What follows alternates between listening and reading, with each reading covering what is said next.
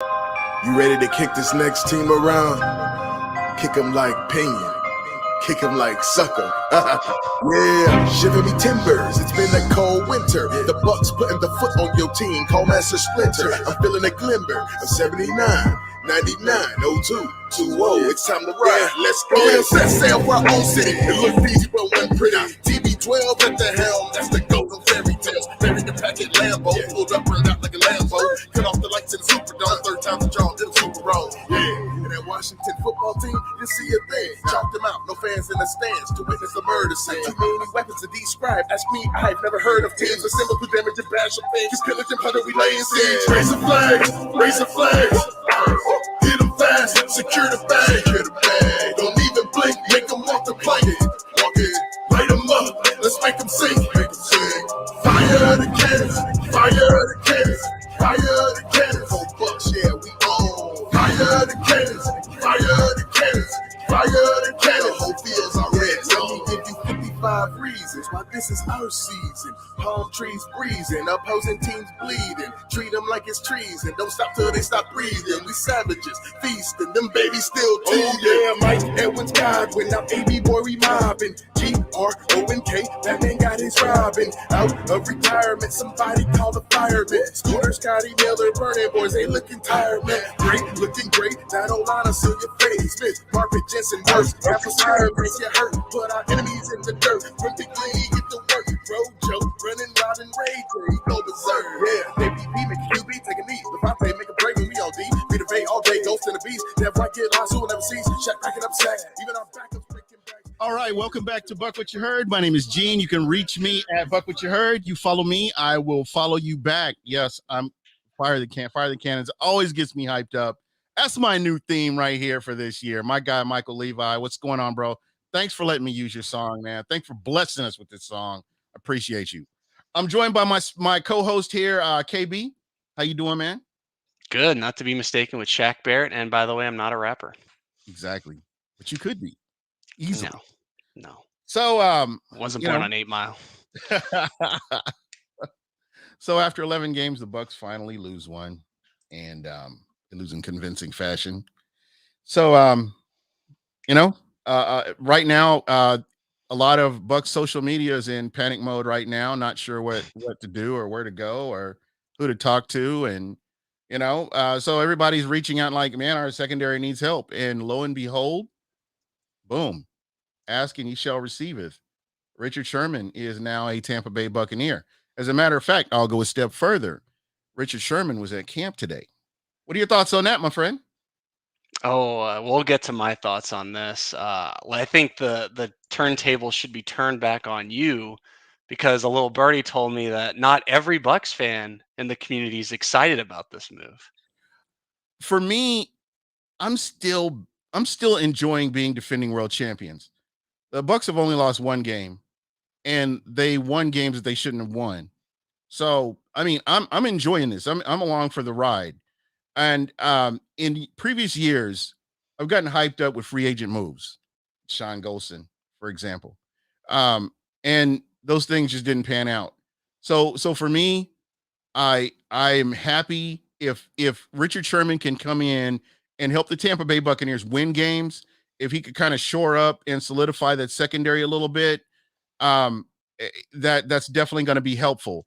But I think what the secondary needs help with is the front line, the defensive line, getting pressure on the quarterback. I think that's going to be key because I don't care how good your secondary is. If you're not getting pressure on the quarterback, you can get carved up pretty easy.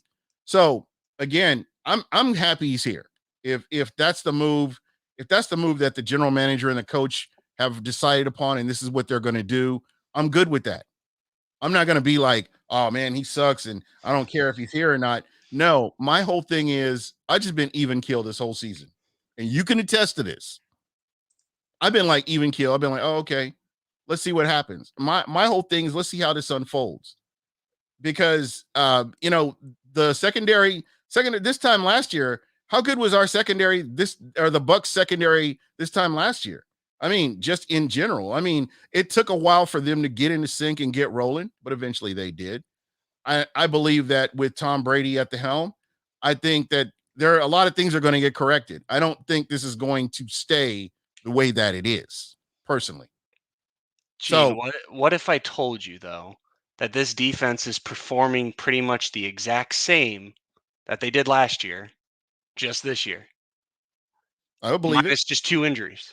That's literally it. Jamel Dean going down obviously was big thing that happened to the Bucs.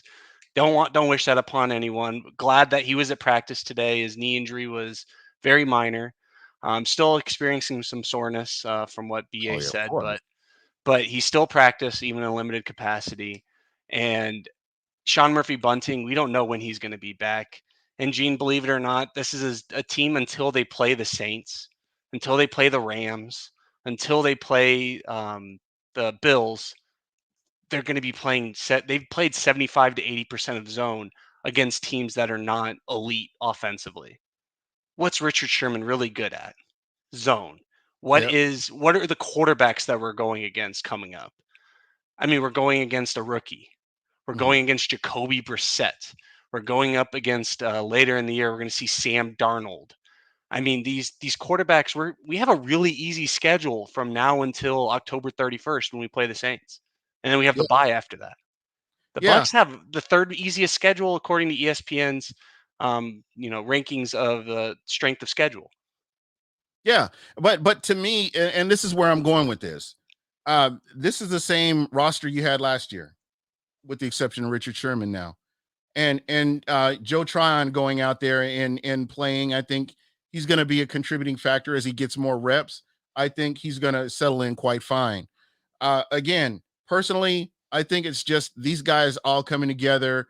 They haven't had that game. They haven't had that breakout game. They haven't had that statement game yet. It's still early in the season, and like I said, a lot can happen, and I think they will bring it together. It's just a matter of when.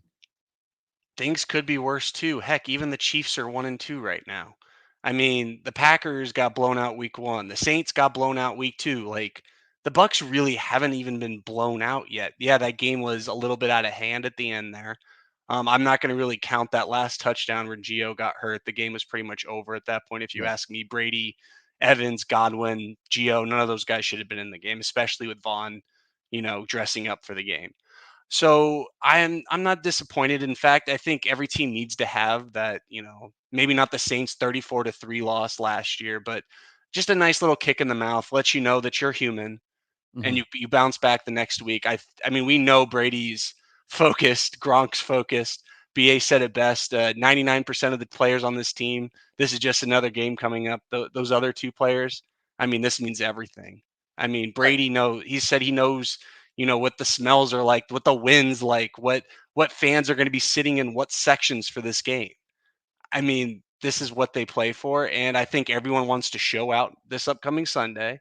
And I'm not going to predict a blowout, but I think you're going to see a more put together team than what we saw last Sunday.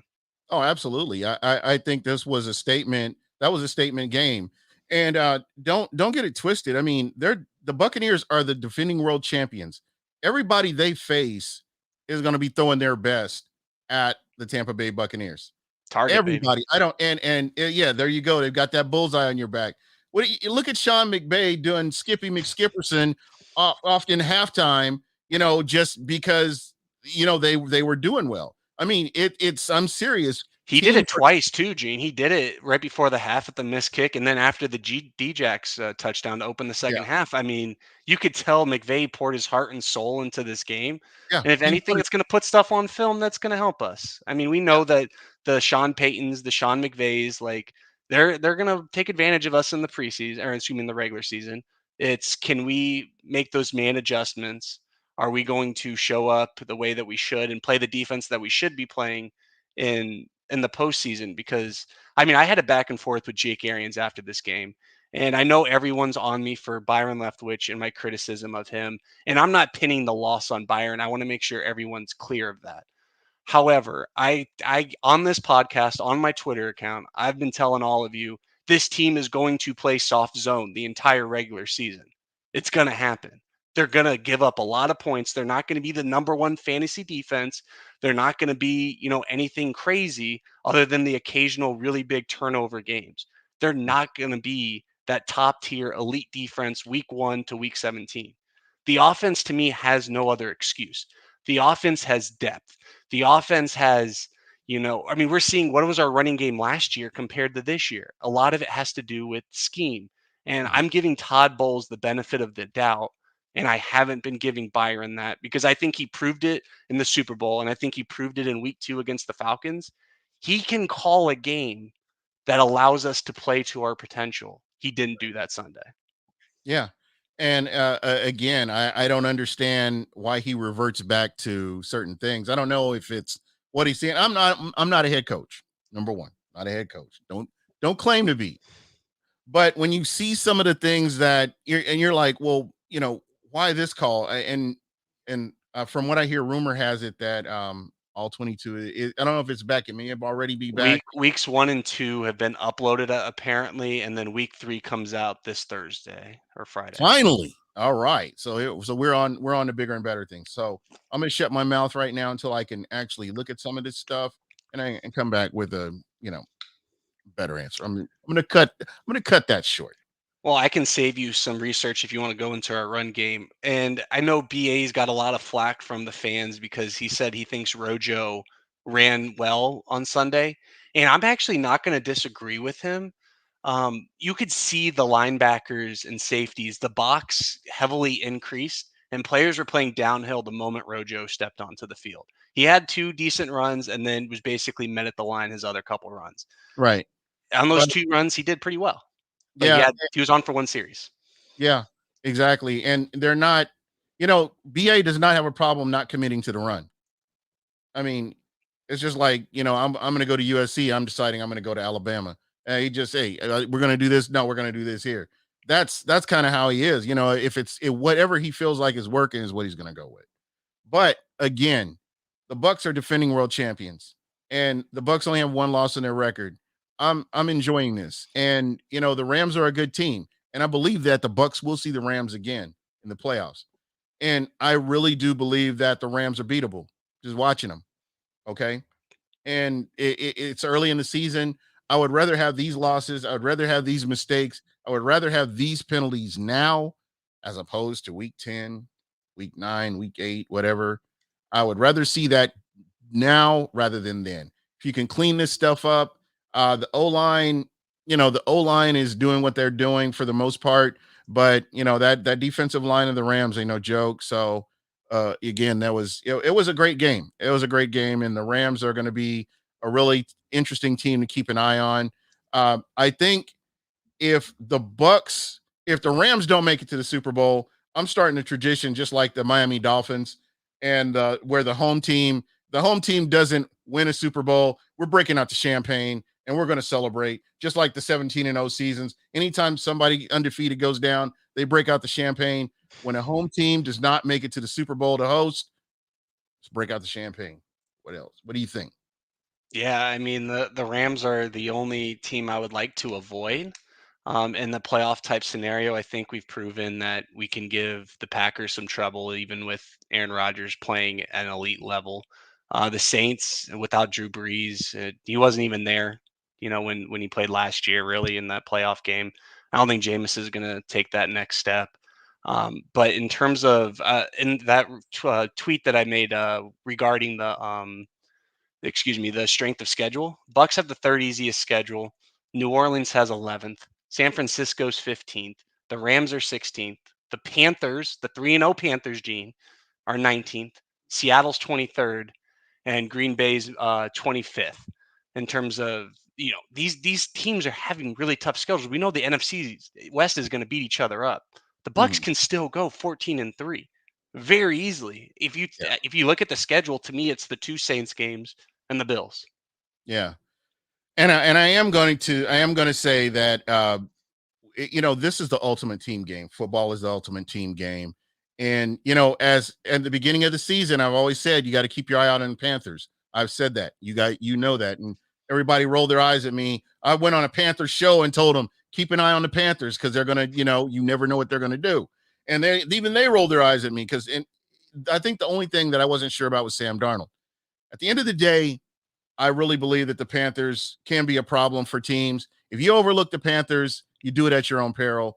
Last year when they almost took the Chiefs to the to overtime, I was like, this is a team that they've got it all together. They're missing a running back, and I think they're missing a few key pieces on defense. And I think you've seen, what they can do when they put it all together. And this team has bought into Matt Rule, it looks like. Yeah, but it also helps when you're playing the Jets week 1, the Mhm. Saints with their entire coaching staff. We saw what the Bucs did, even if it was the Lions last year without their coaching staff, and then the Texans. Now they're going without Christian McCaffrey into Jerry World next week. Let's see if they're real. Yeah, this is going to be the test. Again, I've been saying this since week 1. We're weeding out the contenders from the pretenders right now, and it's still going on. I would say till week 6, you get an idea of who's out there and who's really legit and who's not. So a lot goes into this, and I really believe that the Bucs are going to be fine. I really do believe that. Yeah, I mean, when you think about it, other than the secondary, we're still pretty darn healthy everywhere else. So fingers crossed, we just stay healthy. Again, we're going to play a bunch of zone. Teams are going to put up yards. I think last week was just the first time in those 11 games we gave up touchdowns instead of threes. And, we just got to clamp down. We saw some miscommunication, some pick plays that, could argue pass interference, especially when they call them on us. But I mean, I'm not one to call out refs, but I think the refs across the board, especially in primetime games, have been abysmal. And I just hope that, as the season goes on, that, I don't think we're ever going to get a consistent or Mhm. even playing field in terms of the refs. But as And long as they call things both ways, and at least we get, we saw taunting penalties go down this past week. Hopefully, we yep. see that trend continue. Yeah, So absolutely. I think they just got they were too heavy-handed with all this. And I've said this once, I'll say it again. I don't want to know who a ref is. I don't give a damn who you are. But the fact that we got to see your face on the screen throughout the game, it just it's they have too much influence on the game as a whole. And that's what I have the biggest problem with, is just how much you have to see the refs. I don't care. And it's not just the Bucs. I've seen calls that the Bucs got that they shouldn't have got, but I've seen it on both sides. There's just no consistency with the referee staff. I've been watching, and that's kind of what I've been keying in on with NFL Sunday Ticket. Thank God DirecTV is going to lose that finally. But hopefully Amazon gets it. Sorry. yeah, that's what I'm thinking. Amazon or maybe Apple. If Apple gets it, I think I'm I'm on board. fine with that. I'm an Apple TV guy, so that works for You me. know, and I'm kind of leaning that way. With Samsung playing their reindeer games, man, I'm just like, okay, you guys want to be like Apple? I just might as well get get an iPhone. If that's how they're going to go with it. So, it is what it is. Well, Gene, just really briefly on those ref situations, just want to call that out real quick. Did you watch the Monday night game? Yes, I did. The Yeah, Eagles were called for, no joke, probably like 15 holds that game. yeah. And if I don't think there was 15 holds called the other slate of games this entire weekend. And I could have pointed out countless holding penalties where you're grabbing and you're not disengaging. I mean, what is that? What do they call it when and you don't What do was you that a mean? Like, hold? So when you yeah, got somebody and you don't let go and you keep on you just holding. like take them to the ground. Yeah, Yeah, it's still a holding penalty. yeah, exactly. Yeah. It's kind of where I But was going. like I mean, the Cowboys, Vita Vea was held for the entire second half. Not, I mean, I think one holding penalty was called near the end there. But like overall though, like there was just no excuse for some of them that was called. I Yeah. mean, yes, there's holding on every single play of an NFL game. And I'm Absolutely. not saying the Eagles would have won Monday But it night. I'm should not be saying, consistent across the board. well, I'm That's not saying even the Bucks would have won Sunday night if that pick play wasn't called a pass interference on the Rams and they called it on us. Like, but there, that just needs to be consistent because, for instance, as exactly a that's the word. defense, you don't know what to. It's like a foul in basketball. Like you only get 5 of them. In NFL, if you give up 100 yards in penalties, you're probably going to lose. And the Bucks are second worst team in the NFL in penalties right now, and they're doing some pre-snap things that are stupid that they need to clean up. Yeah. But those 50-50 things, like, I mean, we gotta reduce those as a league Yeah, just and overall. and again, and that kind of goes back to what I was saying. I want those things to get fixed now. I would rather see I'd rather see those issues get resolved now, and instead of having to wait until week 9, week 10, and you're still having these pre-snap penalties, or things that you should have cleaned up in preseason. You're still seeing them. So again, with Tom Brady, with Bruce Arians, with this coaching staff, I think they will clean this stuff up, and they'll get a nice little run going to get everybody back on board. But for me, the Bucs are still the defending champions, and I'm good with that. Yeah, I mean, if anything, let the Rams have a month here where they have the target on their backs from everyone. We know that this team last year, they can take criticism. Maybe a little bit out of the spotlight might be good. I mean, I know we just came back in the spot, Yeah. but I think had that not happened, even I think people would still be talking about that game and not positive about Sherman and that addition. So again, I'll take the lack of publicity right now just to let the team lay low, learn, and come out next week, because I mean, once Saturday hits, no one's going to stop talking about this Brady reunion. I'm sure you saw that Adele, promo for it. Hello. Yeah, so this is just going to be a wild week. I mean, this is the game that a lot of people had circled on their calendars. I think this is going to be a good game. I would love to see more OJ Howard. Personally, I don't know. A lot of people are wishy-washy on him. I think he could be beneficial personally. Hey, him and Cameron Bray both showed up Sunday. I mean, they at least Yeah. did I something. love I So love the blocking. I love the blocking from OJ Howard. So, there were some nice plays that he made. What do you think about getting some calls in? We let's do it. haven't talked to anybody for a while. Maybe nobody will call in. But 813-358-8154. I'd love to hear from you guys. What do you think about Richard Sherman? What do you think about the Patriots game coming up? Patriot games. Great movie. Great My movie. dad loves that. I don't like that. I like Ben Affleck, but I don't like that movie. I just love saying Patriot games. This sounds good. Yep. So yeah, call in. I'd love to hear from you. Definitely like to get your opinion on this. The chat is lit. Thank you guys. Tapasio is kind of leaning towards UKB, saying the coaching needs to improve. So I think it's more scheme. I think we have great teachers, and I think we've seen improvement across the board. Heck, we talked about Rojo's improvement last year. We talked about the secondary's improvement. We've seen Tristan Wirfs, Antoine Winfield, Devin White. I mean, he's not having the greatest start, but he's doing still to me at this point this year, he's playing better than he was last year. That yeah, just shows he's at least getting a little bit more consistent. absolutely. And I think that's the thing, that the Buccaneers are historically slow starters. It's just what it is. Hey, last year. John, super fan, what's happening, my friend? And yeah, again, call in. I'd love to hear from you. Somebody call in. Let us know who's going to catch yard number 69 for Brady to be the number one yards getter in quarterback history. I'd love for that to be a touchdown. It has to be to Gronk. It I'm thinking has to be. I'm thinking it's going to be AB. I feel like it's 69, Gene. It has to be Gronk. He has 69 yards, breaks the record. There you go. All right, you are on with Buck. What you heard? Who we talking to? Mr. Buck, everything. There we going on. What's going on, man? Let's give it up one time for Richard Sherman joining the Bucs. So what do you think, man? Is this what we needed? I remember last time when me and you talked, Gene, I said they needed a veteran You did. in the secondary to calm the young boys down. They know how to play, but they don't know how to play in big moments sometimes. The pressure gets to them. They have no leadership in the secondary to say, all right, guys, calm down. This is what we need to do. We got this. Calm down. Erase what you have in your mind, what you did wrong last play. It's about now.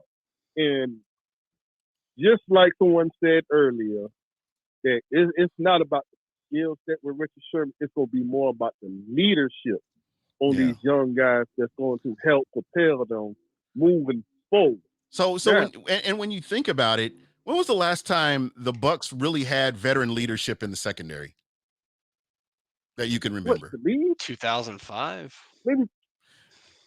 Maybe to leave. That was the last time. Talib wasn't a leader though. He was young and stupid at that time. He was punching people out, man. Still.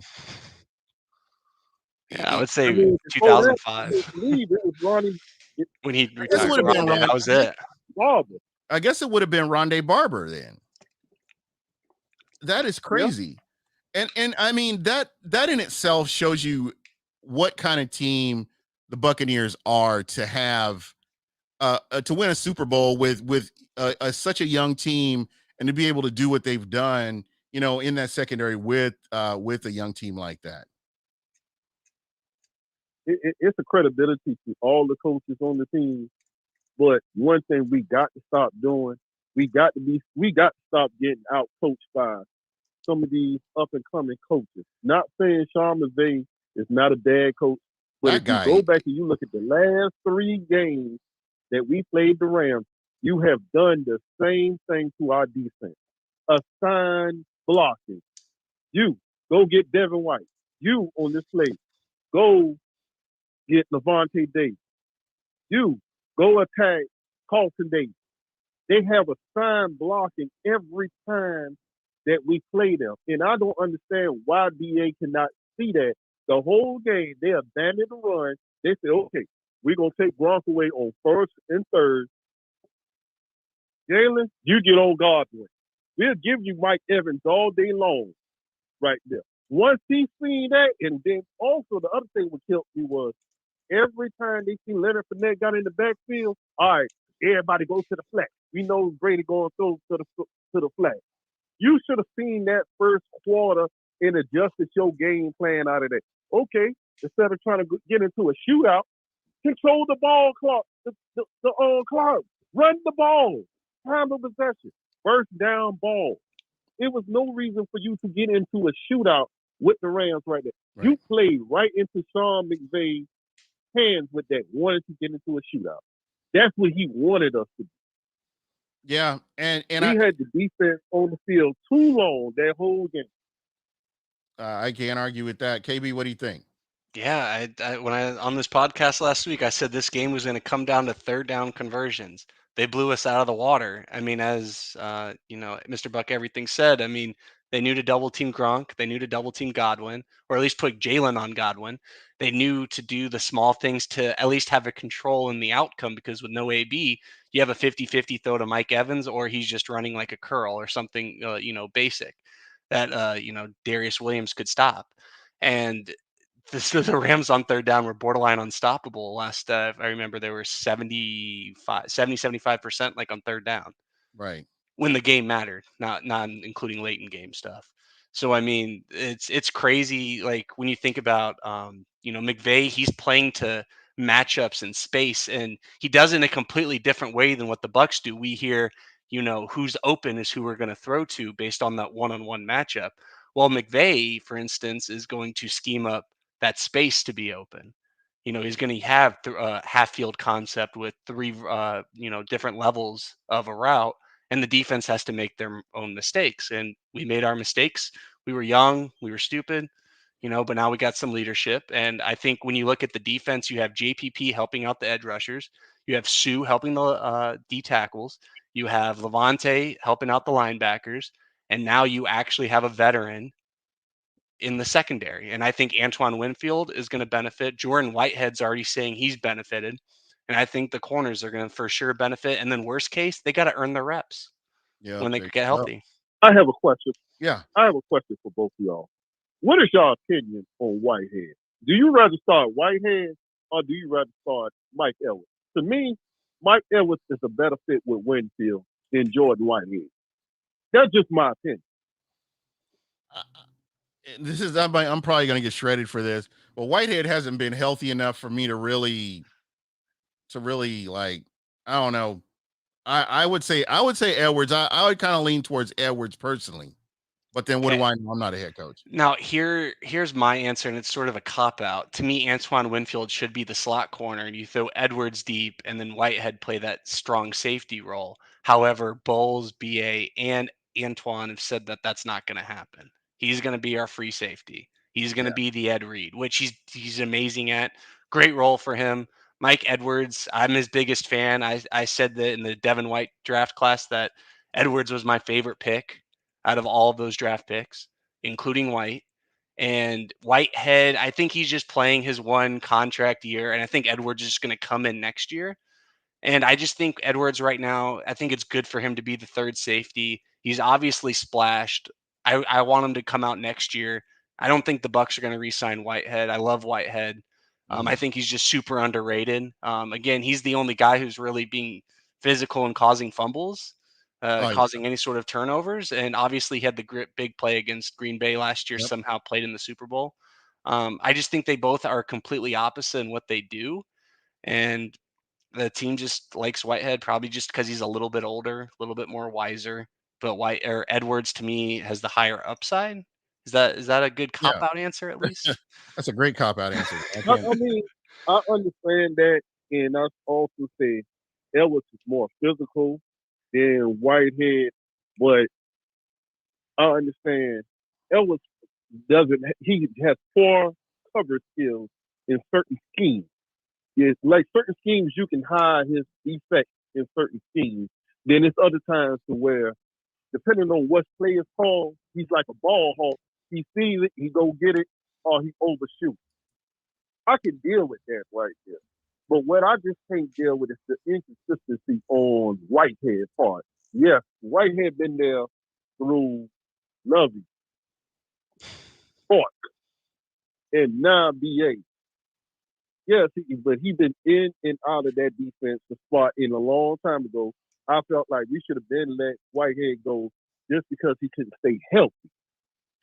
Just because of the health issues, because you could have actually drafted or either went out and got a better free agent to fill that position right there. That's one position that you can't not constantly have a rotation on like that. Now, I like the other backup reserves right there, don't get me wrong, but I feel like they don't have enough time in the system and enough play in the moment to really understand what you need at that moment right there. And with Richard Sherman being back there, all of them are going to benefit. All of them.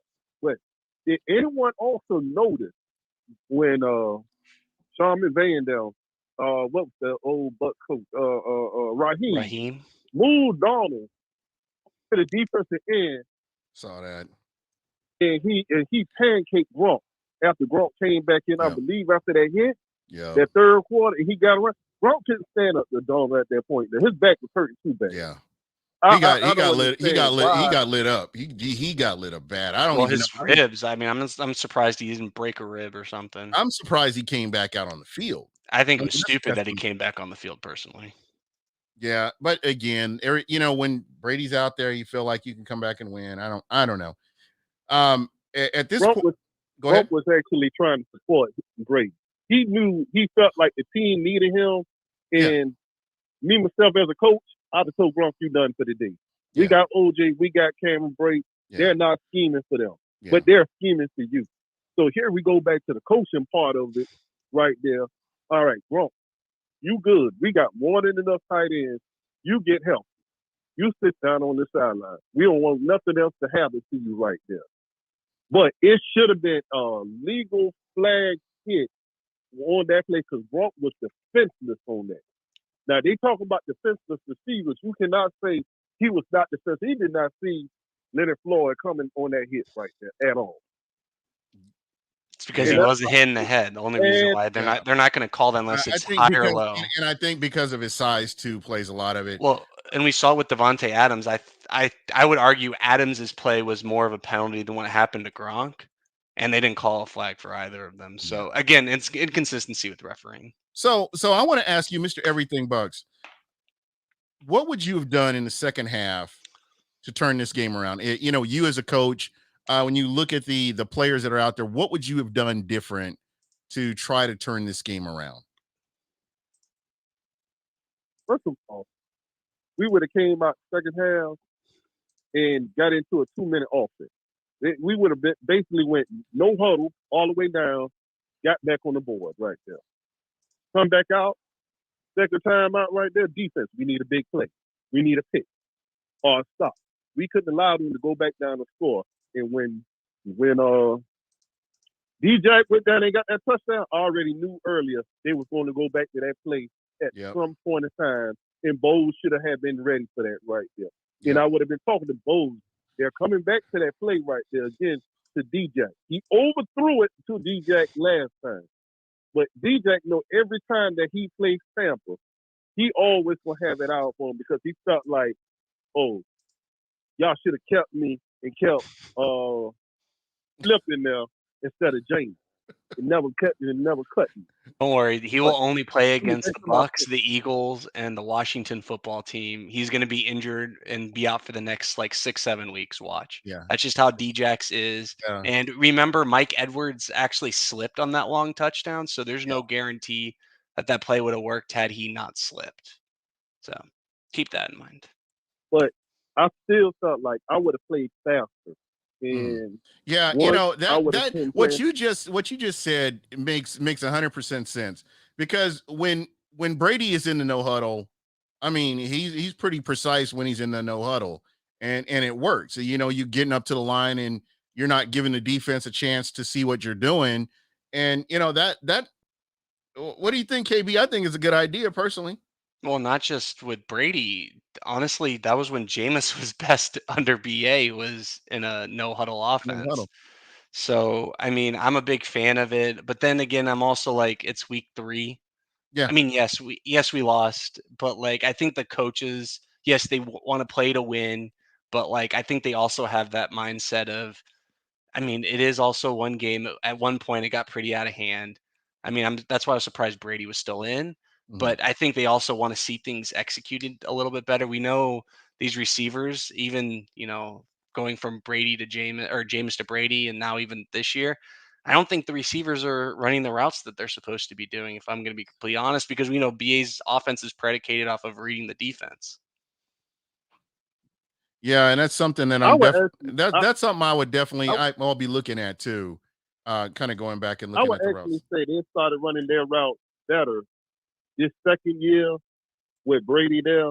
The first year, it took almost up to the bye week for them to all get on the same page. But since they had the whole off season, OTAs and everything else, I believe they're running better routes than what they did last year. But again, when coaches start getting film on everybody, knowing what everybody's doing good on this and doing good on that, teams start to tender to playing against that right there. So Yeah. now, when everybody start thinking this is all what the Bucs gonna go ahead and do, now you hit them with something else different. So in the New England game, if I'm BA, I'm coming out telling them we're running smash mouth football. Yeah, Three tight end we're sets. using both barrels too. We running 3 tight end sets. I want to see the Bucs bring back a fullback formation.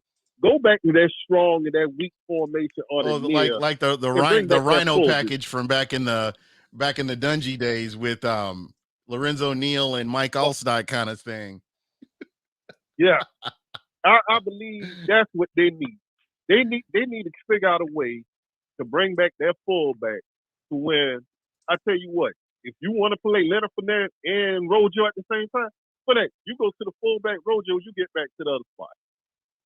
Let Fournette go ahead and be the cleanup man through there, and Rojo, you know you fast enough to go ahead and make your cuts and everything. Boom. Yeah. You got a third tight end. Let your third tight end to come in and be the fullback every now and then. Yeah. Right there. And that that makes sense too.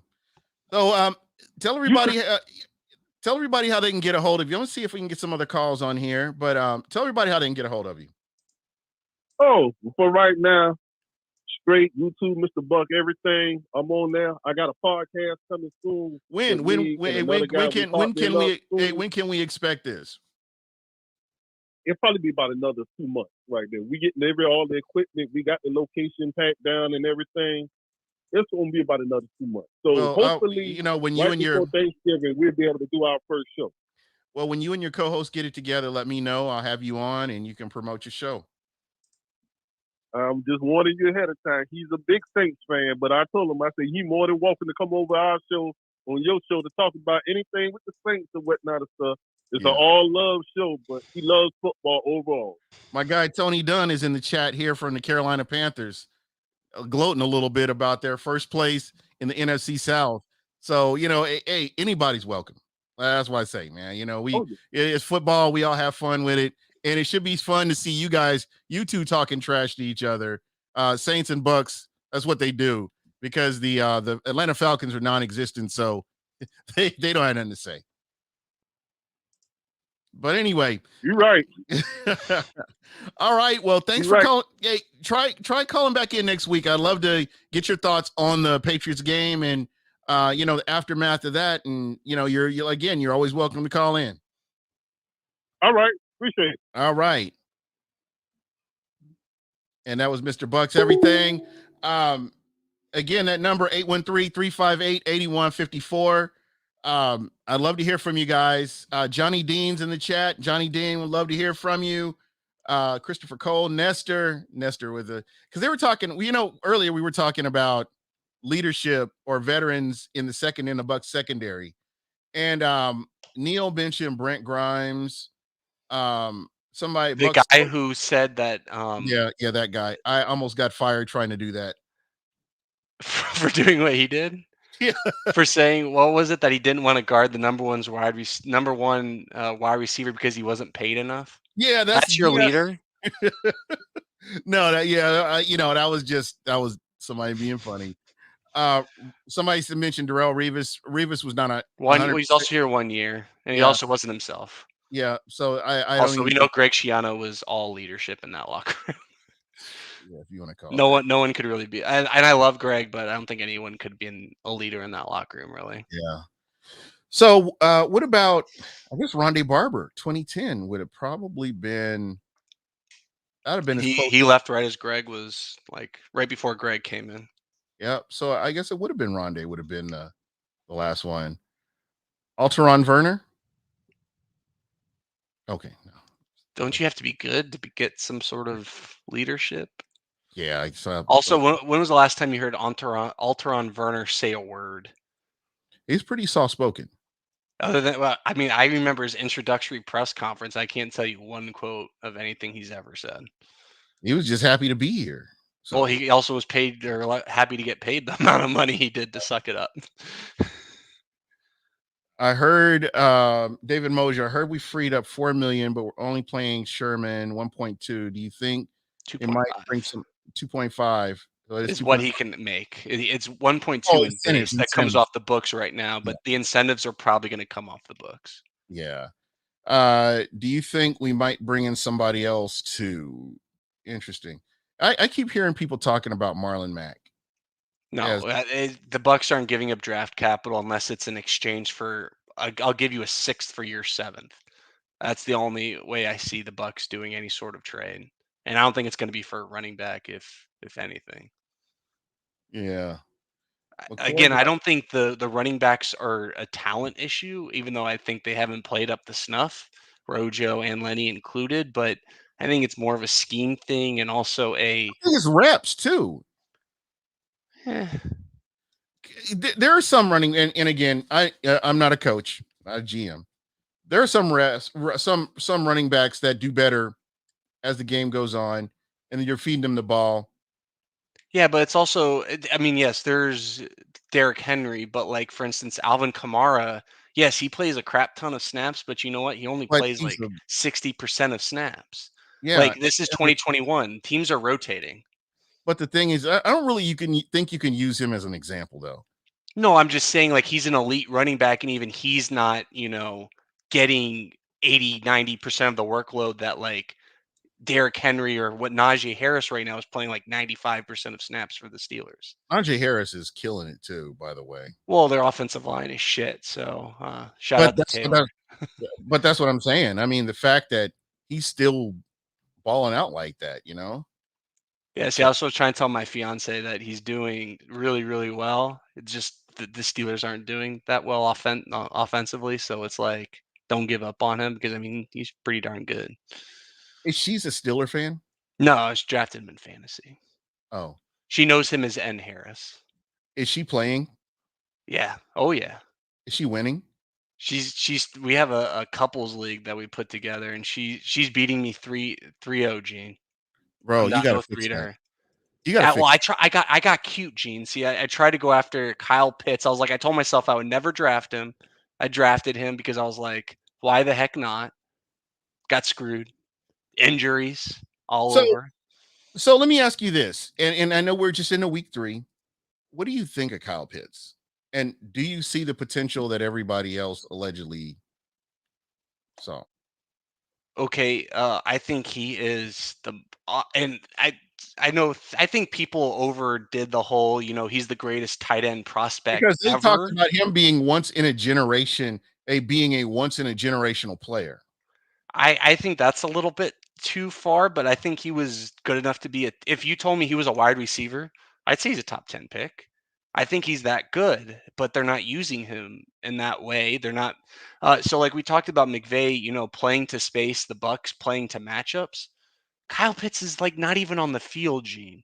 You drafted him 4th overall ahead of, you know, Jamar Chase, who's going off right now. You drafted him above. I mean, the quarterbacks aren't doing all too well, but you could have gotten your heir apparent to Matt Ryan to sit down and, learn. That's kind of where my head is still there.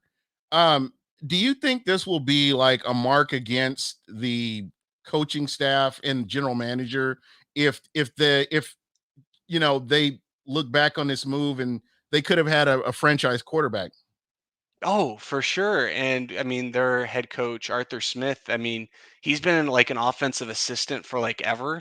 Got his cup of tea as a coordinator and did amazing. But like, I mean, we heard about what's his face in Kansas City, the offensive coordinator.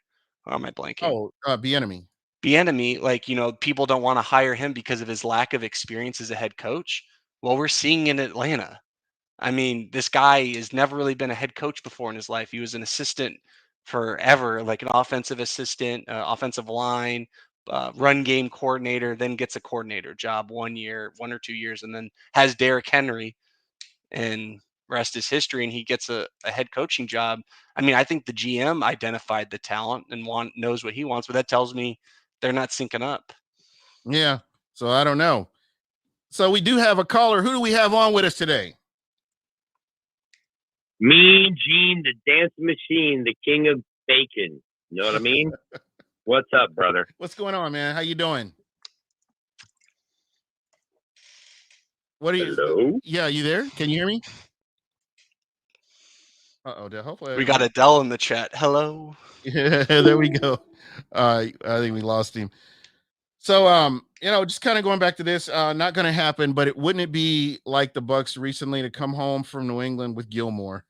They've already basically said, or at least different people have mentioned that this is the only move. There's no Gilmore. Gilmore also cost a crap ton of money, let Yeah. alone picks. Yeah. So Not gonna happen. And also, I think the Bucs really love their secondary. They're young guys. They're just hurt. yeah. That's kind of where I'm at right there. I don't know what they're gonna do. As we'll see. We'll see what they do. So got some really good games coming up this week. And I wanted to look at some of these games because, man. So you've got Arizona. The game of the week for me is going to be Arizona versus LA. Second game of the week. What? Sorry. I mean, just because I want the Rams to lose. I don't care who they lose to. I just want them to lose. I just need them to lose. But anyway, I don't think the Cardinals are gonna win, or I don't think the Cardinals are gonna win.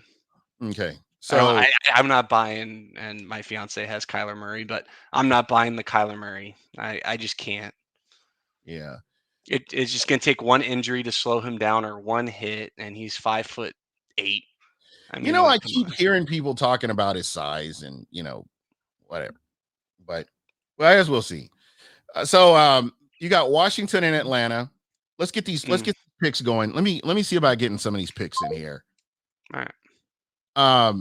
Hold on. What just happened? Hold on. I don't know what's going on with this phone. This phone's just acting all weird. But yeah, to me, Bucs Patriots is still the game of the week, even if Bucs Patriots. Is it more because of the Brady versus Belichick thing? it has to be. I mean, who would have thought 5 years ago we would have seen this. Who would have thought 2 years ago we would have seen this? 3 years ago. Yeah. Hey, do we got you back? Yes, sir. Can you hear me now? Yep, I can hear you now. That sounds like a commercial. How you doing? Good, guys. Good, guys. Wanted to check in and say what a great job you guys are doing here tonight. And give a couple shout outs to the Deck Bar and Grill down at Isla del Sol, home of the What Gene? That's right, Buccaneers pregame and halftime watch party at the Deck. Now, KB, Sherman, Tank, Richard. I didn't get to hear his take. What does KB got to say about this? Oh, I'm all in. I'm all in, baby. And I think it's more of a leadership. And I think, to me, the Bucs, like I mentioned earlier in the podcast, play 75 to 80% of zone, especially during the regular season. We're not playing like the Saints or the Rams or the Chiefs. I think with the Bills later in this year as well, I think they're going to play a little bit more man that game. I think Richard Sherman is just going to get us through the year, make Jamel Dean earn his reps on the outside, and when SMB comes back, he slides right into the slot. I think it's a great signing, great price. I mean, 1.25 base, 2.5 take home. That's easy money. Yeah, I was shocked at the price, to be honest with you. I thought it'd be a little higher. I thought he was going to get the 4 or 5 that we cleared up with our pet. Oh, exactly. That's what I thought. I figured with Sherman, might be having some off-field legal monetary issues, and then the fact that the Buccaneers are so desperate, I thought Sherman had the negotiating leverage here, being his own agent and all, that he would come in a little higher. But hey, again, the Buccaneers front office and the number crunchers doing their thing as usual, man. This is I think Gene just said a little while ago, a little while back, we were going to have Tom Brady, Rob Gronkowski, Leonard Fournette, Richard Sherman. I mean, JPP. Who would have thought that? Antonio Brown. Antonio Brown. No, my bad. Forgot about AB. It's a new day. It's not even a great day. It's definitely a new day in the Tampa Bay area for the Buccaneers football. Hey, you ain't wrong about that, man. And it's just going to continue to get better. So, again, I hope that people are just enjoying this right now. The Bucs are defending world champions. I can't say that enough. I can't stress that enough. And I am looking forward to every game and just how every game is going to turn out. So, to me, like this week coming up, this is going to be a really good game between the Tampa Bay Buccaneers and the New England Patriots.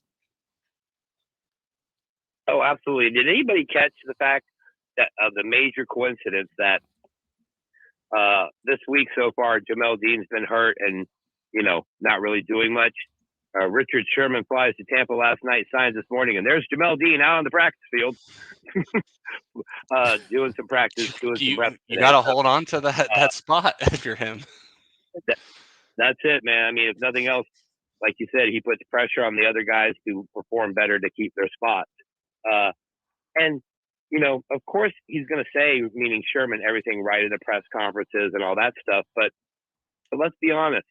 Does anybody have any fear that any shenanigans Sherman may or may not perceive to have are going to fly in this Bucs locker room? I mean, the locker room, even through the pandemic, has been basically not a peep. Whereas, being Bucs fans before, we hear all kinds of whining and bitching and moaning from the players. I'm going to be the pool tables and the ping pong tables. Remember everyone freaking out about them? I remember. I'm gonna say this: Sherman has never been an issue in the locker room. He just hasn't. He's been consummate professional. Nope. And I mean, you go all the way back to the Seattle Seahawks. Up until now, he's just been a consummate professional. The guy's a freaking genius. I mean, just when you talk about his IQ, where did he go to Stanford? Stanford from Compton. Yeah. Went to Stanford, man. Dude, not only did he graduated near the top of his class at Stanford. So just so that's the thing. People, football guys like me, who are really fat and sit on their couch with Cheeto crusted fingers, looking at a player playing in the NFL, making a bad play and saying he's suck or he's trash or he's stupid. Dude, most of these guys are way further educated than us. They're definitely better athletes, better athletic specimens. And here's a fun fact for everybody out there watching. They also know more about the game than you guys do. Yeah, they watch So- more. They watch more film than I'll ever watch. Right. So be like me and just sit on the couch, be fat, eat food, and enjoy it, like Gene said. Hey, I'm just along for the ride, my friend. Everything Bucs fans used to press their face against the window to look into the shiny store to see what a dominant franchise was like. We've done this for decades. Now we're that franchise. We're the franchise that leads off NFL Network's coverage, wraps up NFL coverage, always going live, always at the top of the headline. Enjoy it, Bucs fans, because it's not going to be 10, 20 years. It's going to be a 5, 6, 7-year window tops, and then they're going to have to make some adjustments. But for now, relax and enjoy it. Yep. You just signed a 5-time Pro Bowler to basically be the backup in your secondary. Let that sink in. Yeah. So, I think, like you guys have both said, I think it's going to be great for the locker room. And, it's the first veteran presence we've had in a long, long time. So I'm there for it. I'm all in, like I said, I'm here for the ride. I'm enjoying this. I'm not your, I'm not your $3 coach or your $3 GM. I'm the guy that's going to sit here and, hey, this is what they're doing. Okay, cool. Let's see what he can do. Again, you won't see any concern out of me till later on in the season if we're still having this problem, but I personally do not see that being an issue. And then with Sherman, I really like that he actually has the gravitas to, say to the coaching staff when he disagrees with something that's going on. And we know Brady, has that ability because we had some really good, especially in that secondary room. Like, I mean, Kevin Ross is the DB coach.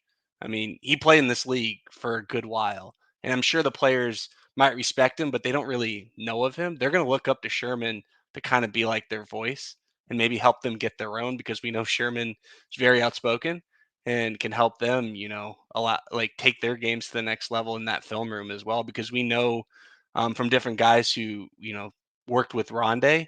I mean, it was all about what he did in the film room. I mean, taking the notes, staying the extra hours, being the first one in, like that kind of mentality. We know last year Bowles came out and said when Dean and SMB, in 2019, when Dean and SMB were first starting to play, they were in with Bowles at like 6 a.m. each morning.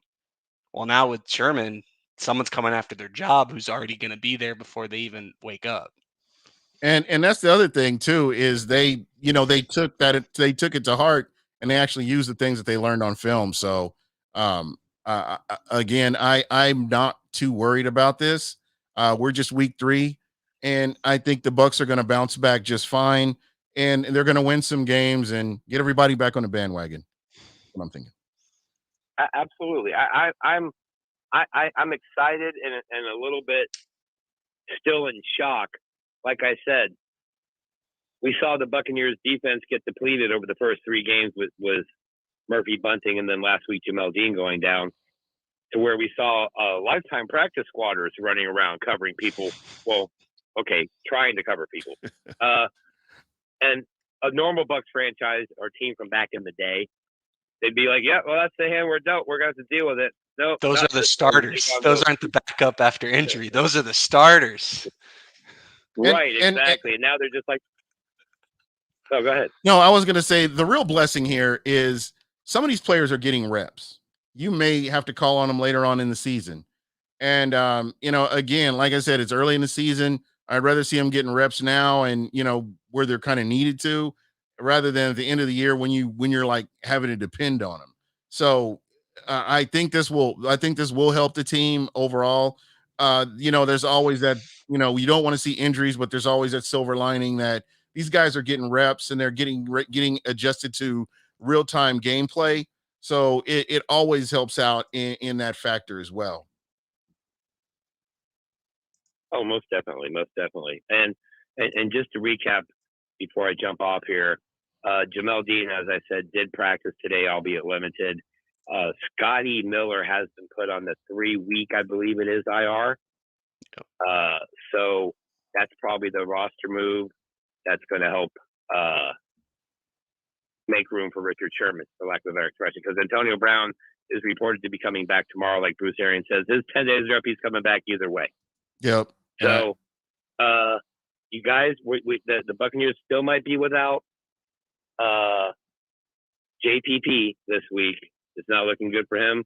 But I don't see Rob Gronkowski missing this game for anything. And otherwise, the Buccaneers are going to be pretty solid. Now, I don't think we can expect Sherman to go out there and play significant, but I could see him getting in some situations. Yeah. He said that both BA and him, I believe, said that the plan is for him to not play this week. He might suit up.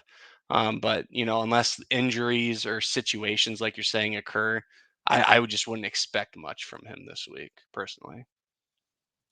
Yeah, either way. At least we are. Oh, go ahead. I'm sorry. Gene. I was going to say, at least we don't have to worry about Deshaun Jackson running free this week. Hey, you have to worry about Nelson Aguilar. My boy. Yeah, from where Berkeley Prep. I had to ask that question to put that out there. I hope Nelson goes for 300 yards on Sunday. Bro, why didn't you get us some tickets? That's your guy. Okay, those tickets retail for like, I don't know, $5,000. He's supposed to hook you up. Okay, maybe not. There's close friends, and then there's asking a lot, Gene. He got put in the acquaintance column for that one. And I understand, man. I understand. That's a family game. All right. Absolutely. Well, hey, Dean, I wanted to say thanks for the Vine, man, giving me some time to jump on your show. Great job, as usual. Yeah. KB, always a pleasure. And guys, keep crushing it. Everybody down there, hit that like button, hit the share button. If you're on YouTube, hit subscribe and like. Come on, man. There you go. Silly. And like Bucs Report for everything that they do, everyone. Yeah, and you guys do what you do. Thank you so much for what you do. You greatly appreciate it. Hey, man, you're the man, and bacon is king. There you go. Nothing wrong with that. All right, man. So, real quick, got Rams. My friend Darius Wesley is a Rams fan. He said that Deshaun Jackson was going to have a big game, and I was like, yeah. But I wouldn't count on him for the whole season. But it was a good game, and I do want to give props to the Rams because the Rams not had their stadium ready. Had they had their stadium ready last year, the Buccaneers would have been playing at Rams Stadium winning a Super Bowl as opposed to playing in Tampa winning a Super Bowl. So thank you, Rams, for your tardiness. And not only that, thank you for, again, showing us that we're human and allowing us to expose the need to get secondary help. You know what? I'm all good. The Panthers probably wouldn't have done that. The Texans or whoever the heck we have coming, we play the Jets late in the year. We have the Dolphins. The Dolphins aren't going to expose the secondary, so yeah. I'm perfectly fine. Again, it was a game. It was a measuring stick to see where the Bucs are, and it's good to know that, and you kind of build off of that, and that's kind of what I'm looking for. To see what the Bucs do after this. So again, great game. So let's get down to the picks. Got to get down to the picks. Week 4, baby. Week 4 picks. First game. Washington versus Atlanta. Who you got? I got Washington. Gene, this is like asking me to pick like a 2 versus a 2.5. I'm going to take Washington. I like it. All right. Houston versus Buffalo. I'm taking Buffalo. Yeah. Come on, Gene. You can have Come Houston. on, Gene. Of course, I'm going to pick the Bills. I'm going to give you Houston.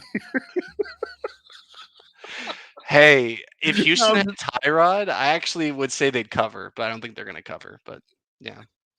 All right. Detroit versus Chicago. I got Detroit. I'm going to go Detroit just because I think they deserve a little bounce back from the heartbreak from Justin Tucker. All right. So you got Detroit too, huh? Yeah. I think that's going to be a low-key good game. That is. It's a division. This is division, sort of like a division week sort of thing going on here.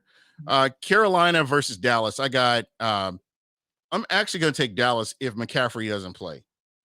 McCaffrey's week to week. I don't think he's going to play. I think Dallas, the way Dallas ran against the Eagles gives me faith that they're not what they were week 1 against the Bucs offensively. I think defensively, Micah Parsons, shout out to that guy, man.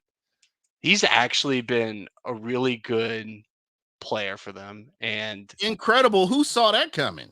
I mean, the fact that he went from like linebacker to edge rusher, remarkable as a rookie. I So mean, remarkable stuff. are you taking Dallas too? Yeah. Every time I pick Dallas, they lose.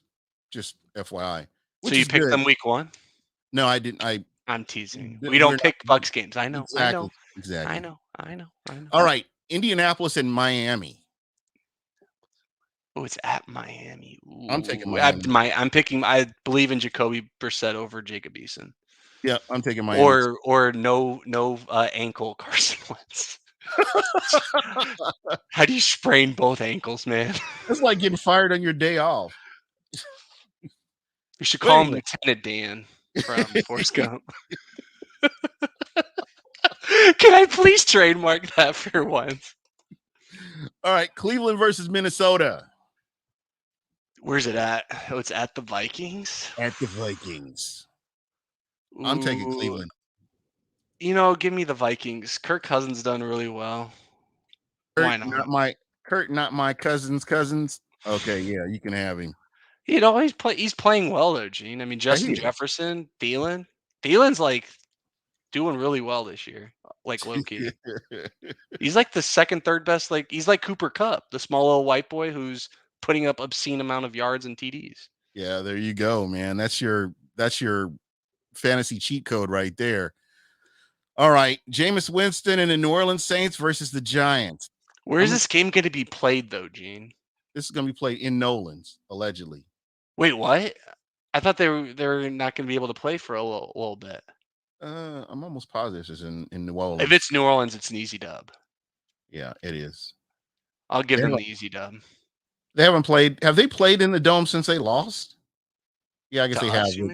Yeah, I guess they played preseason. Yeah, preseason. Okay, yeah. All right, so I'm taking New Orleans. Yep. I'm thinking I'm going to win all these. And you got New Orleans. We basically picked the same one except for the Cleveland Vikings game. All right. Kansas City, Philadelphia. Kansas City goes to 1-3. That's kind They're not going to 1 and I know, but that's what I'm saying. Like if they were to lose this game, it's at Philly. I mean, that's a pretty tough place to play. I mean, give me the Chiefs, but man, if they lose this game, we're looking at maybe I wouldn't say quite a wild card team, but like that's not good, man. No, I just don't see Philadelphia beating Kansas City. No, neither do I, but I'm saying if they did, if that 1% happened, Gene.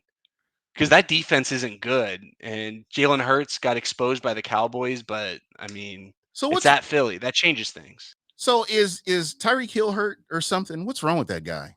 No, they signed Josh Gordon. No, it's Patrick Mahomes. He's actually throwing interceptions because they aren't being dropped Jameis level. Last year, man, Mahomes was one of the leaders in interceptions dropped. Well, it's just happening this year. Well, they're figuring it out this year, so I guess. All right, so Chiefs. So you got the Chiefs too. I'm gonna go ahead and mark you down for Kansas City. See, that's why like spreads make this more interesting. But if we're going straight up, like I can't. Yeah, we're gonna go straight up. I'm not a spread guy because I'm not as professional as gambling as you guys are. I've never gambled on a game, baby. Yeah, okay. All right. So Arizona, Los Angeles, and you said you got Los Angeles, so you're taking LA. Yeah, I just don't believe in Kyler. Are you picking Arizona? I'm taking Arizona in an upset special. I think Chandler Jones is a freaking monster. Yeah, but our favorite boy, the hardest worker in the NFL, JJ Watt's hurt. That frees up some blockers. Just saying. Yeah, this is true. So yeah, I'm gonna stick with Arizona. Okay. Just because. All right, Frisco, Seattle. Who's Seattle playing? Who's Frisco? What? San Francisco. Oh, where's it being played at? I think it's in San Francisco, I believe. Oh, yes, it is in San Fran. Oof, that's actually a low key. I mean, Seattle loses; they're dropping to 1-3 in that division. They're in the same boat as Kansas City. They can't lose that game. They will lose that game because I think they're going to lose it too, but they can't lose it. Well, we're just going to tell you, like, sorry, San Francisco, you guys are losing this game. And the reason I say that, something's wrong with Pete Carroll. Something is wrong with Pete Carroll, and I don't know Well, what it's it is. also I would say it's more so even the front office. They haven't used a first round pick in God knows forever. They just traded 2 of them for Jamal Adams to basically be their best edge rusher, and then paid him to be the top safety in the NFL, which they were already struggling with the cap. They were That's already had their left tackle like wanting a buyout or that's kind restructuring. of the Derwin James mentality that you get a safety to be your best. Yeah, no. Yeah, but No. Durin's like low key, like one of the best cover corners in the NFL. He He just oh happens to yeah. play safety. No, high key he is when he can stay healthy. But my thing is when you don't have a defensive line in front of you, what good is he? But anyway, I know I'll probably catch some grief for that. No, But the Chargers got, Joey Bosa, who I think just got hurt. they were already stacked when he came in. Oh, Defensive. yeah. He's got They were- Nasir Adderley at safety. They've had some corners that have been good cycle in through there. I Yep. mean, They've always had high end, secondary there. So, all right. So we you both got San Francisco. 49ers. All right. Here we go. Baltimore, Denver. I'm taking the Donkeys to win this one in an upset special. God, this is a really bad matchup for Baltimore. Oh, Denver's defense doesn't come alive too, buddy. no, they're good. That's what I'm saying. I'm gonna take the Dolphins. I think this is borderline upset special, but I'll take the Broncos. Baltimore or Denver? Denver. All right. So you got because Baltimore has the worst record, but Denver's also like the Panthers haven't really played anyone yet. Yeah. So we both got the Donkeys in. Pittsburgh and Green Bay.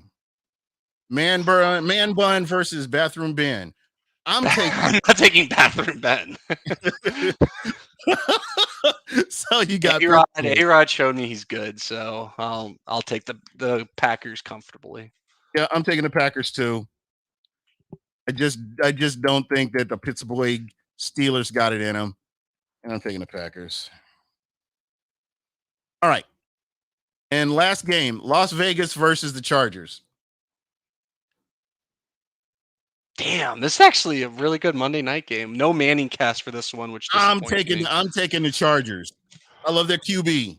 I love Herbert. I'm feeling this guy. Joshua Cole Allen, what's going on, man? God, this is a really tough one. Oh man. Okay, let me put this down here. So I'm taking the Chargers. How can you not take the Chargers? Because I'm actually buying the Raiders. Bro, are you serious? Okay, what team in the past 2-3 years has actually stopped Patrick Mahomes every single time they've played? It's the Raiders. Well, actually not the Bucs. The Bucs got destroyed that first time, the first quarter at least. The Raiders do well, man, against these quarterbacks. I don't get it because they have no talent, Gene. Listen to this. You're going to laugh at this. I've got Derwin James with a pick 6. I got Derwin James leaving the game in the first quarter. He got injured last game. That doesn't matter. They're playing the Raiders. Derwin James, pick 6. Chargers win. Give me them Raiders. Okay, you got the Raiders. That'll be fun. Wait, we didn't pick one. We didn't pick the we did. Jets and Titans. Do we miss the Jets and Titans? Trying to think if we missed any other game. We didn't miss any. I think it's just Jets Titans and Jaguars Bengals tomorrow night. Come on. Oh, my bad. Let me hold on. Let me get these back in here. So you got the Raiders. I do. And then we got Titans, Jets, and I think we're both going to take the Titans. Yeah. Are you going to take the Bengals as well over the Jaguars? Hold on 1 second. Okay. Tennessee versus the Jets? Yeah. At New York. I remember why I didn't pick that game. I didn't put it down. I don't even know why they're even playing. Hey, I mean, rookie quarterbacks, you never know what's going to happen. All right. So, and you've got the Jets. No, I got the Titans. I just messed up. All right. And I got Tennessee. And then we got Jaguars, Bengals. Okay. I got to take the Bengals. I don't see Urban Meyer, man. I think he's going to quit the season. You think so? At the end of the year, I think I have Urban Meyer tapping out in 2 seasons. I think he hobbles through this season, and then their draft stock next year is trash. Yeah. I don't even know. I don't know. I don't know what they're going to do. I don't know how. Never mind. But they get Travis Etienne back, Gene. Maybe that'll solve all their problems. Don't get me started on first round running backs, Gene. I love to hear you do that, man, because you do so well. I mean, okay, so we were talking about first round, and we're going around the NFL a little bit here. What are your thoughts on Saquon Barkley so far this year? Another first round running back. How has he looked? I mean, like he's Or do they have him on a the snap freak count or athlete. something? You take away the freak athlete. I mean, they're good players, but he's just not the superstar that you take it 3 overall over Quentin Nelson, even So, Bradley Chubb. Like, so is he that guy that? I mean, do you think the injuries have taken their toll on him? Kind yeah, of like, but when you draft a running back first round, how do you not expect him to get injured at some point in the 5 years? yeah, because you ran him into the ground. You Like have to you if you draft him in the first round. You have no choice. did. Nah, You're I going to don't. draft a running back in the first round to be a committee running back? I don't. I don't know. I think Okay, who would you rather have, Saquon or Joe Tryon? I would take Joe Tryon. Okay, who would you rather have, Saquon or Antoine Winfield Jr.? I would take Antoine. I just would, because running backs are, you can get running backs in the later rounds. Antoine, you got in the second round. Yeah. Tryon, you got at 32. I don't want to hear you can take a running back at 32. Gene, you can find a running back anywhere. What's Kenneth Gainwell is probably the best rookie running back this year, not named Najee Harris. Got picked in like the 4th round, Gene. You have him on your fantasy? Well, he's getting picked up by everyone now. He's been buried on some of my rosters, but that's just because, I drafted running back early. These things. But that's what I'm telling you. You could have gotten these guys way later. Why put all your eggs into a running back basket? That's my feelings. Yep. And I would rather have scrambled eggs if we're talking about any of that. Who would you rather have, Saquon or Devin White? Devin White. Who would you rather have, Saquon or Vita Vea? You can keep dropping all these names. You're right. You've already made your point. You made your point a long time ago. Who would you rather have, Saquon or trade a 5th for Marlon Mack? I'd take Marlon. Exactly. I'd take Marlon Mack. A 5th round pick. Like, that's what I'm saying. Like, you can find running backs anywhere, anytime, whenever you like. Lenny Fournette was on the streets last year, Gene. He was Lombardi Lenny. And doesn't that go back to talent evaluation to some extent? Or are you, well, let me ask you this. Is it, when you look at running backs, are you rolling the dice on them when you're picking a running back? Are you rolling the dice on them? I mean, McMuffin's finally coming into his own right now. Yeah, but he has a role, Gene, and also took him 3-4 years to get that role. Like, because that's what happens when you sit and learn, and when you're not having all those expectations as a rookie. Like, he came in, he was the only draft pick that year, Gene, who wasn't a starter on their team and contributed. And that's including undrafted free agent Philip Lindsay and one other person that slipped my mind. But that's the Aaron Jones draft. Like, Alvin Kamara, like that draft was just nuts, and we missed on all of them. Yeah, T. Smitty said, ironically, the Giants took Saquon over Quentin Nelson and Bradley Chubb. Derwin James, Vita Vea, that's that draft. Yeah. You don't pick a back at number 2 if you're in a new rebuild. Yeah, you got to get them trenches. You got to hook them trenches up a little bit. Trenches, skill players, and those who can rush the passer. So you either throw the ball, you catch the ball, you sack the guy, or you cover the best guy. That's who you draft. Now, if you had, looking at this draft, I mean, there's a lot of do-overs right now, based on what we're seeing. But this is week 3. I digress. I'm not even going to get into that because this will be saved for after the season when you have a full year's body of work to see. Also, we'll have our 2031 mock draft ready by season's end. We should be ready for 2031. Look for our 2031 mock draft, and we're just that far ahead of everybody else.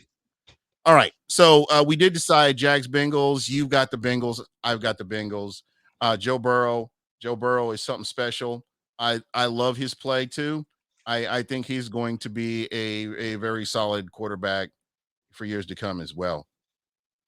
I agree. And then the touch on that first round thing from this past year. We know how we've talked about all this with Tristan Wirfs and how we said all last year and this offseason how to not switch someone so quickly. What about Panay Sewell? He Ooh, looked great, Gene. He's I looked great wasn't. on the left side. Yeah, Taylor Decker might not have he might be left guard when he comes but back. wasn't it always kind of whispered that he could be that once in a generation offensive lineman too? Left tackle, Gene, because he Yeah. played left tackle every year since he was like in high school. He's never seen the right side. And they put him out there during the preseason. He was biting kneecaps though. Yeah, he was. Yeah, just a little bit. Little Pac-Man there. But And then Rashawn Slater, we're talking about done great. Great. But then we talk about these quarterbacks. Meh. I mean, Jamar Chase has come out. J.C. Horn sadly got hurt. I thought he was a really good pick for Carolina. Man, he was somebody that was definitely going to be a problem for offensive coordinators as well. I like his play. I think he's got a really good future if he could stay healthy in the NFL. I think him and C.J. Henderson, when Horn's healthy next year, that's a pretty good duo. Yeah, it is. That to me is like a Carlton Dean type situation. And the thing is, it's organic, man. It's homegrown. It's not like they've gone out to buy this guy. They've drafted him, brought him in, put him in Matt Rule's system, and they're rolling. Well, Henderson they just traded for from the Jags. Yeah, I mean, but not so much Yeah. Henderson, but Horn is that guy, and I love that. But Devontae Smith, I mean, he doesn't have a quarterback. To me, he's looked pretty decent when he's out there. Micah Parsons, change that linebacker to edge. I think that's a great pick. Elijah Vera Tucker. Well, remember when people were saying last year that what's his face, the left tackle for the Jets, big boy from Louisville. What is his name? Mekhi Becton. Mekhi Becton. Like Mekhi Becton was better than Tristan Wirfs. No. Oh yeah. No. That was all through the season until the end of the season, and then all that got quiet real quick. Zaven Collins, the Cardinals need to stop drafting linebackers. You did nothing with Simmons. Now you're doing nothing with Collins. Yeah. But the Raiders with Alex Leatherwood. Sorry, that made me laugh. I really think that Kingsbury is on the hot seat. Oh, he's got to be. But he's 3-0 though, Gene. Yeah. But if he ends the season 500 again, doesn't make the play. Because remember, I think at least 3 of the NFC West is making the playoffs. Yeah. And honestly, dude, I'm serious when I say this. I mean, right now, you're weeding out the contenders from the pretenders. Or vice versa, however you want to look at it. So yeah. So this is going to be a fun season. I've enjoyed it so far. I enjoyed the Rams game despite the loss. It was a good game. It was fun watching Tom Brady and just thinking in the back of your head, man, he could actually win this game. And just for whatever reason, regardless of what the score was, in the back of my head, I'm like, he could actually win this game. That sounds delusional. Hey, if our worst game is Brady tossing for 430, granted, this is the first game we haven't scored 30 points in 11 games. Yeah. That's fine. Just don't do it in the playoffs, but that's fine to do now. Yep. Let's get it all out of our system, man, and enjoy it. But Gene, I think the Bucs season is every game is just going to be a race to 30. Who gets their first wins? Yeah. But again, I think if they can fix this pass rush, I don't think it's the weapons. I think they just need to find a way to get to the quarterback. And I think there are going to be some games where they do. And I think that the defense is going to bail out the offense at some points during the season. You want to lead me on my final point on this? Pretty much. Wait, why did I just mentally blank? What were you saying, Gene? I just blanked. Oh, we were talking about no, I just blanked. Somebody put a magnet up to my head and erased what I was saying. Race to 30. You were talking about race to 30. Race to 30. Gene. Oh, so the pass rush. That's where I was going with this. So everyone's complaining about the pass rush, right? Quarterbacks are getting the ball out of their hands in 1.52 seconds. You can't sack a guy that quickly unless you're Aaron Donald. Yeah. Vita Vea is pushing two guys back like this. That takes 2 seconds, y'all. And the quarterback has the ball already out. I think the secondary guys. Yeah. You need synchronicity between those two groups, the pass rush and the coverage. Hopefully this puts a Band-Aid on the covers and changes a little bit schematically, because I think we're going to have to play a little bit more cover 3 with Sherman as opposed to playing quarters and really allowing those dump off passes, the Kamara passes, I like to call them, those little swings, those screens that the Rams love to do. Yeah. You can take those away when you play like bump and run cover 3. Yeah. I believe that because you're taking them off their trajectory. So And yeah, that's the thing. Sherman will put hands on receivers. Carlton will put hands on receivers. He's got them in trouble for a long time. Dean's not a put a hand on receivers kind of guy. Don't you think that opens up, passing lanes when you don't even impede a receiver's route? absolutely.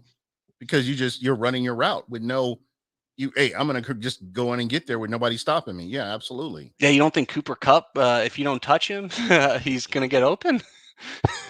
I missed the more physical bump and run. I think that really made the game a lot more fun. I lowered the scores, Well, but see, that's what I didn't like about Lovey was like, for instance, Monty. He played like a bump and run up in your face cover 2. right. Lovey was a let's play 10 yards off cover 2. There's different. You can And play zone and still be aggressive. when you're playing 10 yards off, is that to stop the big play or what is the purpose of that scheme? There is no purpose, which is why if they don't have Tyrod or Deshaun playing quarterback, the Texans are screwed. Yeah, basically. Well, my friend, this has been fun. I've enjoyed myself. I enjoyed everybody in the chat. T Smitty, get at me, man. You got my number. And we're gonna go ahead and get out of here. Oh, I have a new logo coming out. New logo. Oh, he teased it to me earlier, everyone. It's logo. nice. The logo's nice. Very nice. BucWhatYaHeard, new logo. Look for it. And hopefully, that would be kind of dope if Smack Apparel did those shirts. Would you have one of those shirts? Of course. With the new logo? Would you rock one of those shirts? Why not? Don't they create images based on whatever you like? Yep, that's what they're gonna do. Just for yours truly, ours truly, and I appreciate that. But anyway, enough about that, guys. Scheme over talent. Scheme over talent. I like it. I like it. I like it. Well, anyway, we're out of here, and we will see you next week on Wednesday with myself and KB. Actually, I won't be here next week. Oh, that's Sorry right. to say. I'll be down in Tampa, everyone.